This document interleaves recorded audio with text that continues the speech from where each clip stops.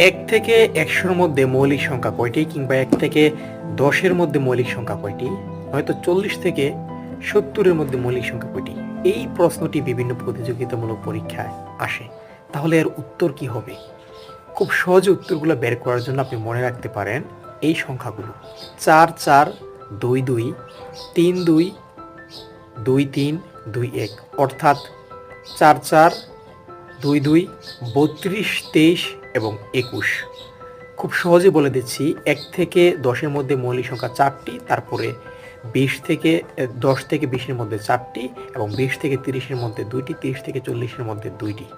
এভাবে এই সংখ্যাগুলো মনে রাখলে আপনি খুব সহজেই পরীক্ষায় আনসার করতে পারবেন। নিচে ১ থেকে ১০০-এর মধ্যে মৌলিক সংখ্যা ২৫টি, ৮০ থেকে ১০০-এর মধ্যে মৌলিক সংখ্যা ৩টি, ৯০ থেকে ১০০-এর মধ্যে মৌলিক সংখ্যা হচ্ছে ১টি।